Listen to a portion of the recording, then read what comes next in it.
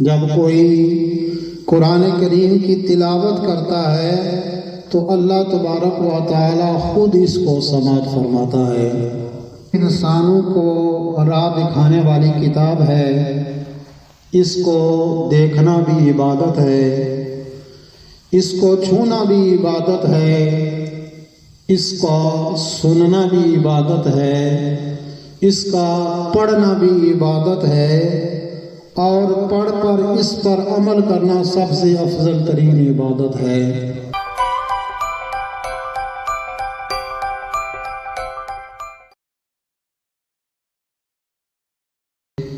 والی کون و مقام باعث تکوین عالم فخر عرب و عجم جناب احمد مجتبی محمد مصطفیٰ صلی اللہ تعالی علیہ وآلہ وسلم کی ذات پر ہر قسم کے درود و سلام۔ برادران اسلام، جمعۃ المبارک ہے، مسلمانوں کے یہاں عید کا دن ہے، بالخصوص اس میں رسول کریم صلی اللہ تعالیٰ علیہ وسلم کے کئی ارشادات درود پاک کے حوالے سے حضور صلی اللہ تعالیٰ علیہ وسلم کی بڑی پیاری ایک حدیث ہے۔ حضور نے فرمایا، جس نے جمعہ والے دن مجھ پر 100 مرتبہ درود شریف پڑھا، اللہ تعالیٰ اس پر جو ہے وہ 100 رحمتوں کا نزول فرمائے گا، جن میں سے 70 آخرت کی اور 30 دنیا کی۔ تو یہ دن جو ہے یہ ہم ویسے ہی غفلت میں گزار دیتے ہیں، کوشش فرمایا کریں زیادہ نہیں تو کم و پیش۔ حضور کی ایک حدیث مبارکہ ہے، جس نے میری طرف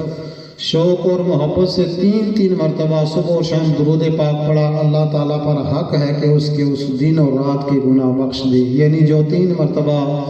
صبح کوئی درود پاک پڑھ لے،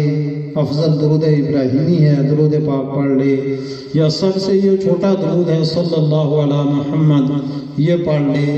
تو اللہ تعالیٰ اس کے اس دن اور اس رات کے جو 3 مرتبہ صبح اور 3 مرتبہ شام پڑھ لے، اللہ اس کے صغیرہ گناہ معاف فرما دے گا،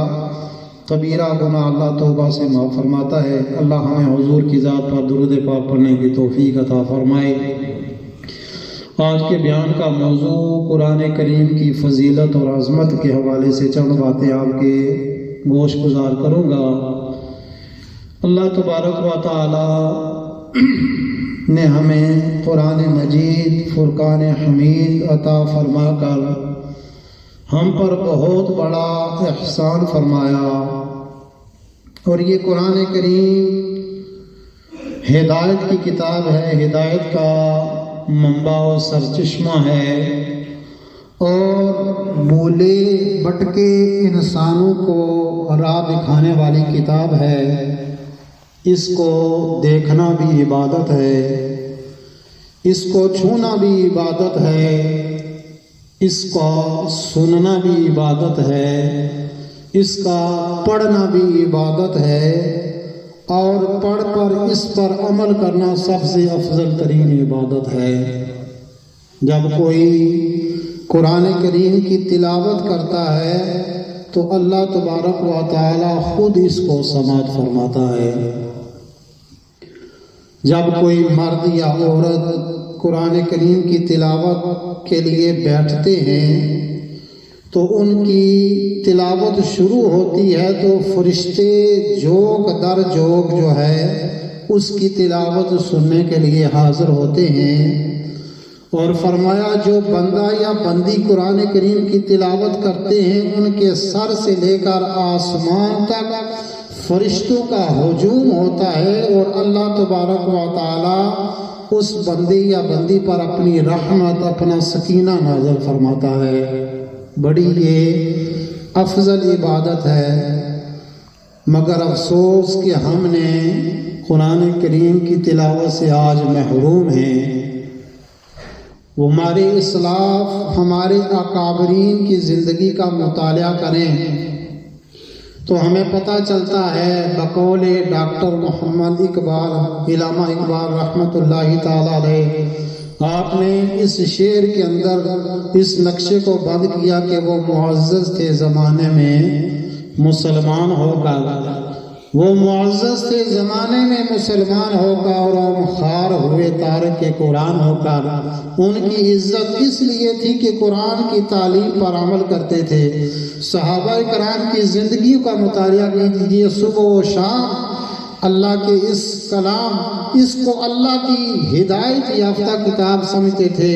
تمام علوم کا منبع و سرچشمہ سمجھتے تھے۔ لیکن آج ہم جو ہے سب اپنے اپنے گریبان میں دیکھیں کہ ہم اس کو کتنی اس کی تلاوت کرتے ہیں اور کتنے اس کے معنی و مفہوم کو سمجھتے ہیں، حتیٰ کہ یہ ایسی عظمت والی کتاب ہے، برکت والی کتاب ہے، کوئی پڑھ بھی نہ سکے، صرف اس کو کھول کر اس کی زیارت بھی کرے تو اللہ اس کو بھی محروم نہیں ہونے دیتا۔ حضرت ایک تو ہوتا ہے نا کہ سمجھ کر قرآن پاک پڑھنا، اور ایک ہوتا ہے کہ اس کا بندہ عربی میں پڑھتا ہے، رٹا لگاتا ہے، اس سے بھی جو ہے وہ بندہ پڑھتا ہے، معنی مفہوم نہ بھی سمجھتے تب بھی اس کو اللہ تبارک و تعالی اجر فرماتا ہے۔ بہت بڑے مسلک کے امام احمد بن حنبل اپنے دور کے امام گزرے ہیں، 4 اماموں میں آپ کا شمار ہوتا ہے۔ آپ فرماتے ہیں کہ اللہ تبارک و تعالی کی مجھے خواب کے اندر زیارت ہوئی۔ اب صرف نبی کریم صلی اللہ تعالیٰ علیہ وسلم کو اس دنیا میں جب آپ معراج میں گئے تھے تو ظاہری جو ہے وہ اللہ کا دیدار ہوا تھا۔ خواب کے اندر ہر کسی کو ہو سکتا ہے، اور جب انسان دنیا سے جائے گا تو اللہ کا دیدار کرے گا۔ امام احمد بن حنبل کہتے ہیں کہ مجھے اللہ کا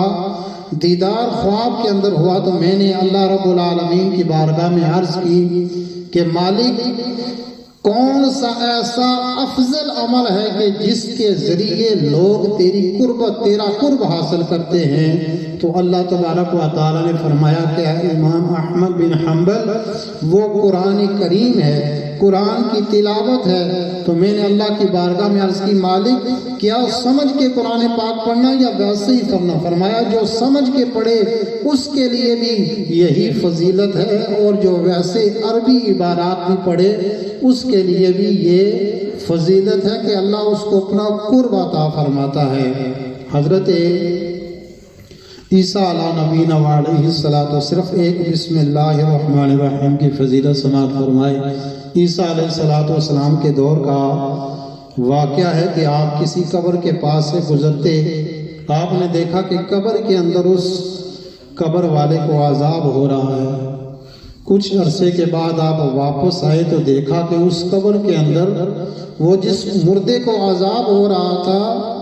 اس کو جو ہے وہ عذاب ختم ہو گیا، اس کے اندر جو ہے وہ روشنی ہے۔ تو اللہ کی بارگاہ میں عرض کرتے ہیں، مالک معاملہ کیا ہے؟ فرمایا تو نے جب پہلے دیکھا اس کا جو ہے یہ بندہ، اس کو عذاب ہو رہا تھا اور اس نے اپنے پیچھے بیوی اس کی حاملہ تھی، اور اس کی بیوی نے بچے کو جنا، اور اس بچے کے جننے کے بعد جب وہ تھوڑا کچھ قابل ہوا چلنے کے تو اس نے جا کے مکتب کے اندر اس بچے کو بھیجا،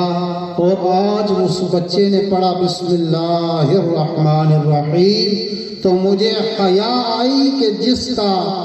بیٹا جو ہے دنیا کے اوپر مجھے رحمان اور رحیم کہہ رہا ہے، میں اس کے باپ کو قبر کے اندر عذاب دوں۔ اس سے کتنی بڑی فضیلت ہے۔ تو ہمارے اکابرین، ہمارے صلحاء جو ہے